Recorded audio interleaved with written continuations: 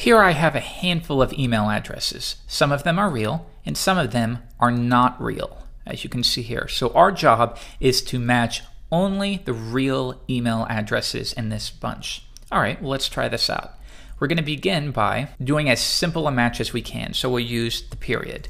We're going to look for one or more characters, and then we're going to look for an @ symbol. Now we need to remember about that being greedy. So if I were to have an @ symbol later, it's going to match all of that. So let's say, nope, stop as soon as you get to the very first match. And now you can see here's one match and here is another. So that's another issue, is that that is still matching.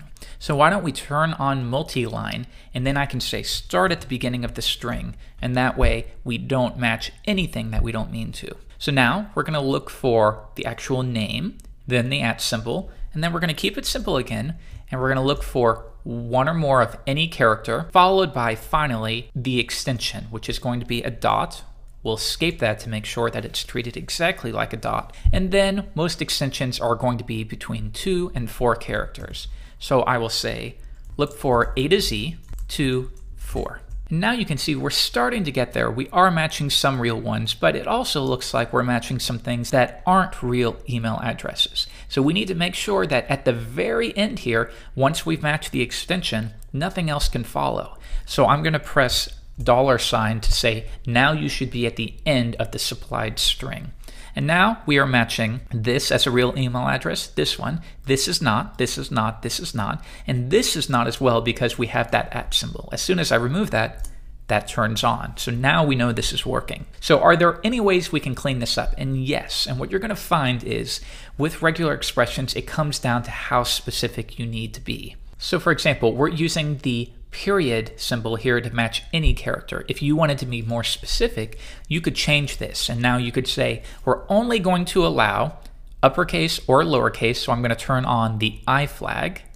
And notice the flags we have here, GIM, global, ignore case, and multi-line would need to be supplied in your PHP or any server-side language.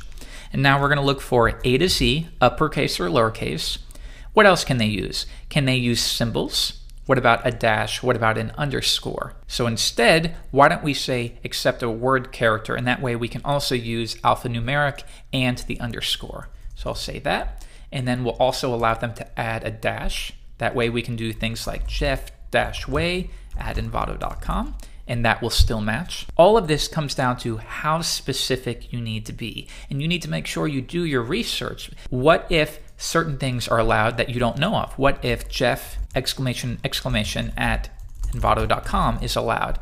Well, if you are not allowing for that in your regular expression, it's not going to match. You would need to go ahead and add that symbol like so. If you take one thing away from this video, remember it all comes down to being as specific as you need to be. You will find URL regular expressions that are as long as you can possibly read because they are matching every conceivable option. But you may not need that for your example, so be sure to think of all of these possibilities. In the next lesson, we're going to learn how to match a specific password length, and this will be an easy one.